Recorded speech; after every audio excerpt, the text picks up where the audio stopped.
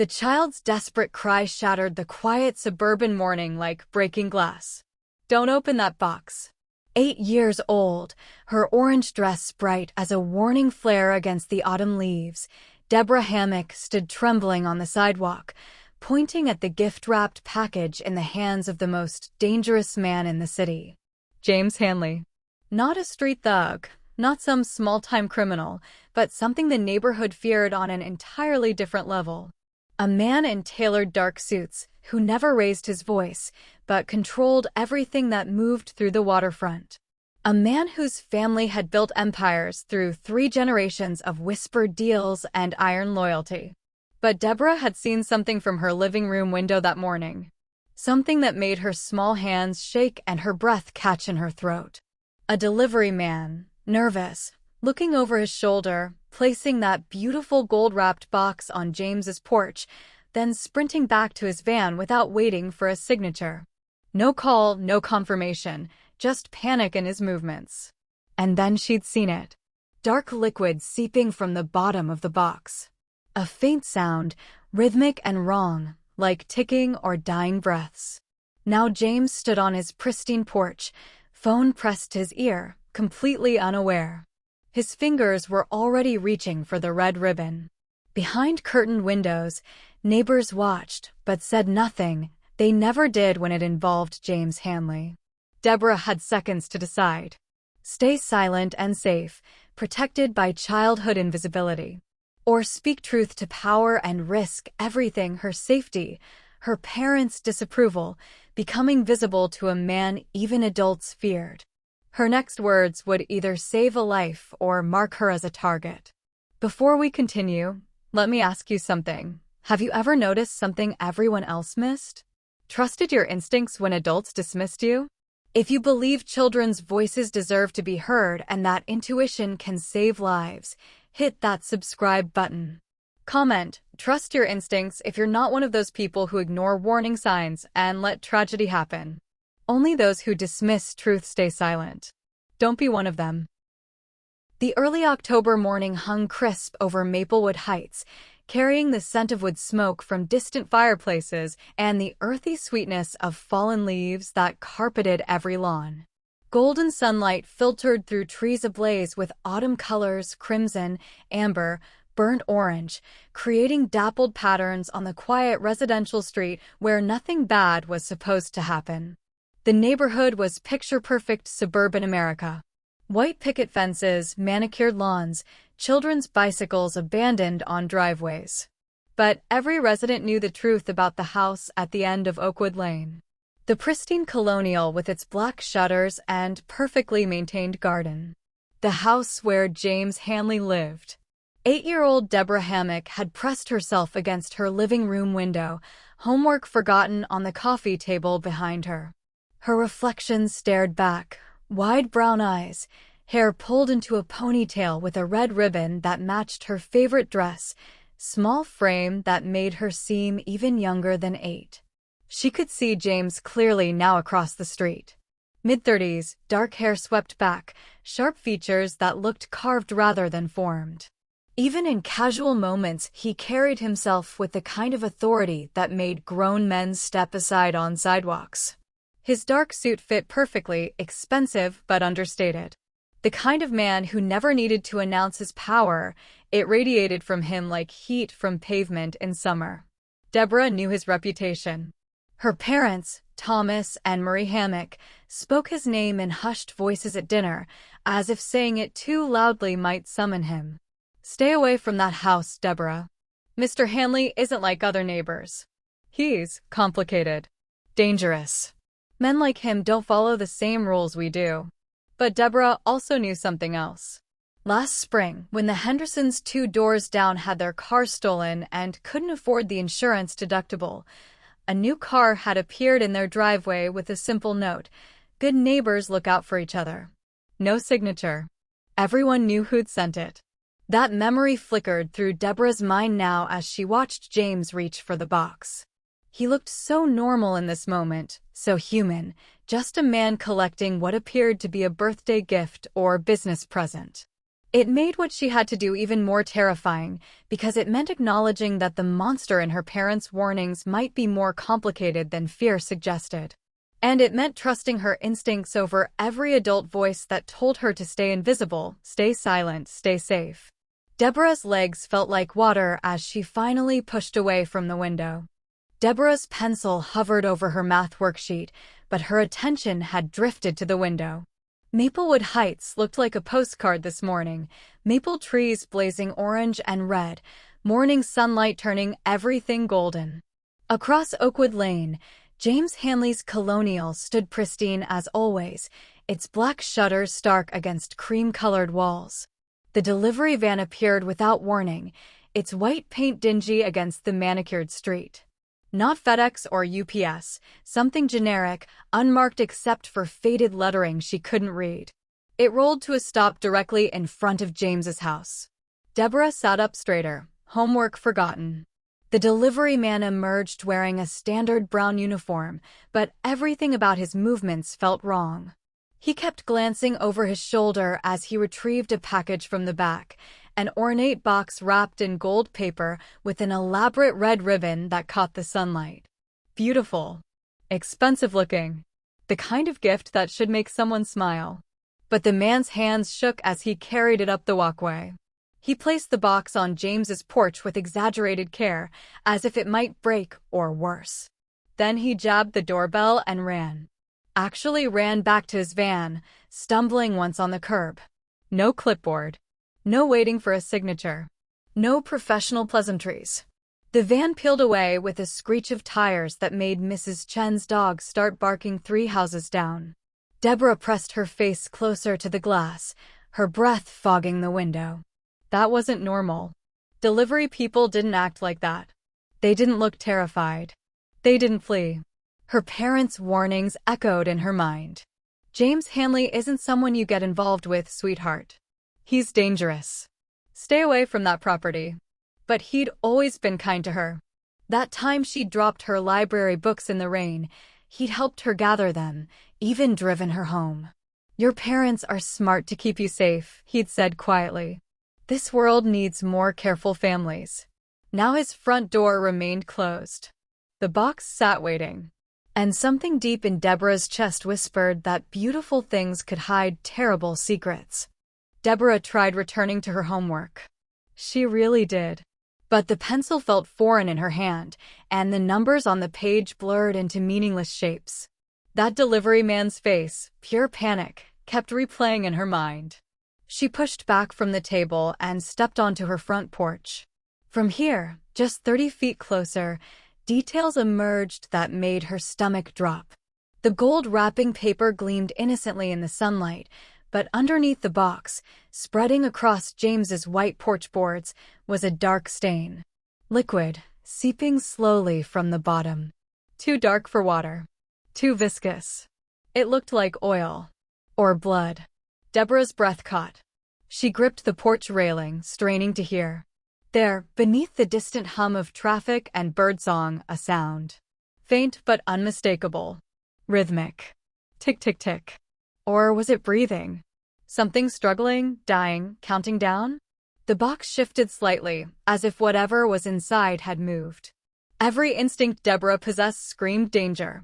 She'd seen news stories with her parents, mail bombs targeting politicians, poison packages sent to journalists. The world's more dangerous than it used to be, her father always said, shaking his head at the television. She looked around desperately. The street stretched empty in both directions. Her parents were at work. The neighbors' houses stood silent, curtains drawn. No one else had noticed. No one else cared what happened at James Hanley's house. They were probably relieved if something finally did. James's front door opened. He emerged in his signature dark suit, phone pressed to his ear, his voice too distant to distinguish words. Professional. Distracted. Completely unaware. He moved with that casual confidence that made adults nervous, descending his porch steps while nodding at whatever the caller said. Walking directly toward the box. Deborah's heart hammered against her ribs. Warn him. Don't warn him. What if she was wrong? What if it was just expensive wine that leaked during shipping? What if he thought she'd been spying on him? What if? James bent down, phone still at his ear, his fingers reaching for that beautiful red ribbon. Deborah's legs moved before her mind decided. She was already running. Deborah's orange dress flared like a warning flag as she raced across Oakwood Lane, her sneakers scattering fallen leaves in gold and crimson bursts. Her voice broke through the quiet morning, high and desperate. "Mr. James, don't open that box." James straightened immediately, phone still pressed to his ear.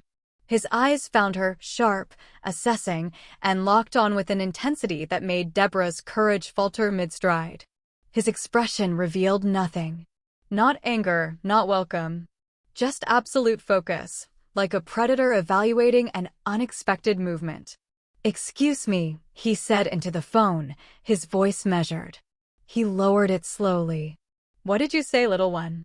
Deborah stopped at the edge of his property line, as if some invisible barrier held her back. Her chest heaved, but she forced the words out through trembling lips. "The box, please don't open it. Something's wrong with it." James glanced at the package, then back at her with measured skepticism that made her feel suddenly foolish. A child interrupting a grown man's mourning over a gift box. How ridiculous she must look. "It's just a gift," he said calmly. "Probably from a business associate." But the delivery man, Deborah's voice cracked. "He ran away without getting a signature. And there's something leaking from it." James's eyes sharpened at that word. Leaking. He crouched slowly, phone forgotten in his hand, and examined the box with new attention. His gaze found the dark stains spreading beneath it, soaking into the white porch boards like spreading ink. His entire body language shifted. The skepticism vanished, replaced by something Deborah recognized from nature documentaries, an animal sensing danger. "What's your name?" His voice had changed. Quieter. More serious. "Deborah. Deborah Hammock. I live across the street." "And you've been watching my house?" No accusation in the question. Just a need to understand. Deborah swallowed hard. "I was doing homework by the window. I saw the delivery." The man looked scared. "He ran away." "That's not normal." James studied her face for a long moment, as if reading something written there only he could see. Then he pulled out his phone and dialed. James studied Deborah with an intensity that should have been frightening, but somehow wasn't. She saw him reading her, the genuine fear in her eyes, the way her small hands twisted together, the tremor in her voice. Not malice. Not games. Just a child who'd seen something wrong and couldn't stay silent. "Tell me exactly what you saw, Deborah," he said quietly. "Every detail." The words tumbled out. The unmarked van. The delivery man's shaking hands and constant glances over his shoulder. How he'd practically thrown the box onto the porch and sprinted away without waiting for a signature. "And there's a sound," she whispered. "Like ticking. Or breathing. Something's inside, and it's dying, I think." James's jaw tightened. He lifted his phone. "Leo, get to my house. Now." Possible situation. He ended the call and circled the box slowly, careful not to touch it, his eyes tracking every detail, the seeping liquid, the slight movement of the wrapping paper, the too-perfect ribbon. Across the street, front doors began opening. Mrs. Chin emerged from next door, her elderly face creased with concern. "What's going on? Is everything all right?" James's voice cut through the morning air with absolute authority. "Everyone needs to step back. Far back. Into your homes now." Something in his tone, command without room for debate, made people obey instantly. Mrs. Chin retreated. Other neighbors who'd been edging closer froze, then disappeared behind closing doors. A black SUV rounded the corner with controlled speed, pulling up to the curb. 3 men emerged, moving with military precision that made Deborah think of action movies. The lead man, broad-shouldered, scar along his jawline, approached with an electronic device in hand. "Boss, what are we looking at?" "Not sure yet." James gestured toward Deborah. The kid says something's wrong with it. Leo crouched, sweeping the device over the box without touching it. The screen's glow reflected in his face as his expression shifted from professional to alarmed. James, he said quietly. We need to call the bomb squad. Now. The bomb squad arrived like something from a war zone armored truck, protective gear that made the technicians look inhuman, robotic equipment rolled out with mechanical precision. Within minutes, Maplewood Heights transformed from peaceful suburb to disaster scene. Police evacuated a 3-block radius. Families emerged from homes with confused children and hastily grabbed belongings, herded behind barricades where officers kept everyone back with stern efficiency. James refused to leave. He stood on his lawn, arms crossed, immovable as stone despite repeated orders. Leo and his men formed a protective semicircle around him, equally stubborn. Deborah found herself behind the barricade, crushed against her mother's chest. Marie Hammock had arrived breathless and terrified, her work blazer still on, mascara smeared from crying. Why did you get involved? She whispered frantically. That man is dangerous. He was going to open it, Mama. Deborah's voice was small. I couldn't just watch. The bomb squad deployed their robot, a squat mechanical spider that approached the box with agonizing slowness. Its mechanical arm extended, gripping the ribbon. Everyone held their breath. Cameras recorded from multiple angles. The robot pulled. The wrapping tore. The box opened.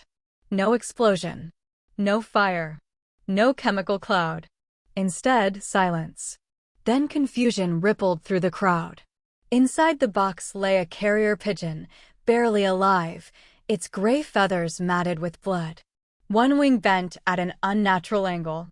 Its chest rose and fell in rapid, desperate beats, tick-tick-tick, the sound Deborah had heard. The sound of a dying heart. A small metal cylinder was attached to its leg. James moved before anyone could stop him, crossing to the box with Leo shouting behind him. His hands, steady, careful, removed the cylinder and extracted a rolled paper. His face drained of color as he read. An FBI agent materialized beside him. James handed over the message without a word. The agent's voice carried across the silent street. Your friend Carlo sends his regards from the grave. The Kovacs are coming for your territory. First your neighborhood, then you. This pigeon was the last witness. VK. The message was written in blood. Victor Kovac and his family represent everything evil in this story. They traffic in human lives, destroy innocent communities, and hide their cruelty behind threats and violence. If you believe people like the Kovacs should face justice, hit that subscribe button right now. Comment, I stand against evil if you're not siding with predators who hurt the innocent. Only those who support cruelty and violence won't engage. Don't be one of them. The FBI command center materialized in James's dining room within the hour, laptops, communication equipment, agents in tactical gear speaking in clipped codes. They'd brought James, Deborah, and her parents inside for questioning, securing them away from the chaos outside where news vans had begun to gather. Thomas Hammock sat rigid with protective fury, one arm around his daughter, the other around his wife. Marie hadn't stopped crying. James stood by the window, his suit jacket removed, sleeves rolled up, the first time Deborah had seen him look anything less than perfectly composed. FBI agent Rodriguez, a woman with steel gray hair and sharp eyes, listened as James finally explained. The Kovac family has been trying to take over waterfront operations for 3 years, he said quietly. Carlo Benedetti was an old ally. We grew up together. He sent this pigeon before they killed him. It's an old method, untraceable. The Kovac strategy is simple. Destroy civilian neighborhoods to draw me into the open where I'm vulnerable. Thomas leaned forward, his voice tight. So you're telling us you're the good guy? James met his eyes without flinching. I'm telling you I'm the lesser evil. I control imports, legal and gray market goods that bypass certain regulations. But there are lines I don't cross. The Kovacs deal in drugs, human trafficking, weapons to anyone with money. No conscience. No limits. He paused. I've kept them out of this city for 3 years. Because of your daughter's sharp eyes and courage, we now know they're coming. Agent Rodriguez tapped her tablet.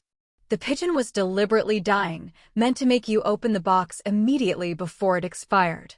Inside that cylinder isn't just a message. There's a GPS tracker. She held up a tiny device. They wanted confirmation you received it, which would pinpoint you in the city, vulnerable. James looked at Deborah then, and something in his expression shifted, wonder mixed with respect. You didn't just save my life. You saved this entire neighborhood from becoming a war zone. Deborah's small voice broke the silence. What happens now? Agent Rodriguez smiled grimly. Now we set a trap. The plan came together with military precision. Agent Rodriguez spread tactical maps across James's dining table while Leo coordinated with federal teams. They would activate the GPS tracker, letting the Kovacs believe James had opened the box, read the message, and remained in the city, exactly where they wanted him. Gas leak inspection, Rodriguez announced to confused residents being quietly evacuated. Precautionary measure. We'll have you back home by morning. When agents reached the hammocks, Thomas started gathering bags. Marie reached for Deborah's hand. We're not leaving without her, Thomas said firmly. She's part of this now. James met his eyes across the room. A silent understanding passed between them, the recognition that this 8-year-old girl had earned her place in what came next, whether anyone liked it or not. By dusk, Maplewood Heights looked abandoned. But behind darkened windows and parked vehicles, James's men and federal agents waited in position. Snipers on rooftops. SWAT teams in basement shadows. A neighborhood transformed into a carefully baited trap. Deborah watched from the secured command post in James's study, her mother's arms wrapped tight around her. Monitors showed night vision feeds from multiple angles. The street looked empty, peaceful, ordinary. Then the SUVs came. 4 black vehicles rolled into the neighborhood with headlights off, moving with predatory confidence. Armed men emerged, assault rifles visible even on grainy screens. They spread out with practiced efficiency, believing they faced an undefended target, easy to burn and destroy. Now, Rodriguez said quietly into her radio. FBI SWAT teams erupted from hiding like ghosts materializing from darkness. Floodlights blazed. Command shouted through megaphones. Gunfire erupted, brief, intense, controlled. It's like a movie, Deborah whispered, but her eyes were wide with real fear, her small body trembling against her mother. Within minutes, silence. All Kovac operatives subdued, zip-tied, face down on pavement. Victor Kovac himself was pulled from the lead vehicle, a tall man with dead eyes who'd personally overseen the attack, confident enough in victory to witness it firsthand. That confidence had dismantled his entire organization in a single night. 3 days later, when news vans finally departed and police tape came down, Maplewood Heights exhaled. Families returned. Children played on lawns again. The neighborhood resumed its careful pretense of normalcy. The invitation arrived on cream-colored cardstock, hand-delivered by Leo. James and Maureen Hanley requested the pleasure of the Hammock family's company for dinner. Thomas held the card like it might bite. Marie gripped Deborah's hand. But they went. James's home surprised them. Deborah had imagined something cold, elegant, intimidating, like a museum or a fortress. Instead, the interior glowed with unexpected warmth. Family photos lined the hallway. Children's drawings decorated the refrigerator with alphabet magnets. Books overflowed from shelves, novels, histories, poetry collections with worn spines. Maureen Hanley greeted them at the door with genuine warmth in her dark eyes, her smile reaching places that looked accustomed to worry. "Thank you for coming." She embraced Marie, then crouched to Deborah's height. "You saved their father," she whispered, tears spilling. "How can we ever thank you?" Two young boys peeked shyly from the stairs, maybe 6 and 4, with James's sharp features softened by childhood. They watched with curious eyes before their mother shooed them back to their rooms. After dinner, James led Deborah to his study while their parents talked quietly in the living room. He sat across from her, hands folded, speaking with a rare openness. I want you to understand something. The world isn't as simple as good people and bad people. Most of us live somewhere in between, trying to do the best we can with the choices we have. But people say you're dangerous, Deborah replied honestly. I am. No denial. No deflection. But I'm dangerous to people who would hurt those weaker than themselves. This neighborhood, these families, I've kept worse things away. Not because I'm a hero. Because this is my home too, and I protect what's mine. He pulled a small compass from his pocket, silver, delicate, on a thin chain, and placed it in her palm. When you don't know who to trust this instead. He tapped her chest gently. You knew something was wrong when no one else did. That instinct is worth more than any weapon. December arrived with the first snowfall, transforming Maplewood Heights into something from a greeting card. The neighborhood Christmas celebration filled the community center with warmth, twinkling lights, cider and cookies, children's laughter echoing off decorated walls. James's family was there. His sons played tag with other children, their shrieks of joy indistinguishable from any other kids. Maureen helped arrange desserts while James stood near the fireplace, no longer separate but simply present. The community had shifted. Still wary, perhaps, but no longer afraid. Mrs. Chin approached him with a paper plate of homemade dumplings. I misjudged you, James. Thank you for keeping us safe. Thomas Hammock found James by the punch bowl, speaking quietly beneath the music. I've spent years teaching my daughter to avoid men like you. Now she saved your life. What does that make me? James considered this. A good father who wanted to protect his child. You weren't wrong to be cautious. But maybe we can all learn that people are more complicated than their reputations. FBI agent Rodriguez arrived unexpectedly, her presence drawing curious glances. She pulled James aside, speaking low. With the Kovac organization dismantled and your cooperation in our investigation, we're offering you a deal. Transition to completely legitimate business operations. No charges for past gray area activities. She paused. Your information helped us dismantle 3 other trafficking operations. You get a clean slate. Use it well. James looked across the room, his sons building a gingerbread house with Deborah's help, Maureen laughing with Marie, neighbors who'd once crossed the street to avoid him now offering genuine smiles. I think it's time, he said quietly. Deborah approached with hot chocolate, the silver compass glinting at her neck. Mr. James? Are you really going to stop being, dangerous? He smiled. I'll always protect my family. But maybe I can do it in ways that don't make little girls afraid to talk to me. I was never afraid, Deborah lied. Yes, you were, he said gently. But you did it anyway. That's what courage is. Later, Deborah stood at her living room window watching snow fall in thick, silent curtains. The neighborhood lights glowed warm against the winter darkness.